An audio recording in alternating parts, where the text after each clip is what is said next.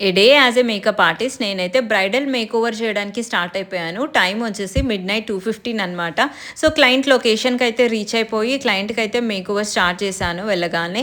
So, she is my beautiful bridal Soumya గారు. So, తనకైతే నేను నీట్‌గా స్కిన్ అయితే ప్రెప్ చేసుకున్నాను. స్కిన్ కండిషన్ బట్టి స్కిన్‌ని ఫస్ట్ ప్రెప్ చేసుకుంటే తర్వాత మేకోవర్ అనేది అంత లాంగ్ లాస్టింగ్ ఎఫెక్ట్ ఇస్తుంది.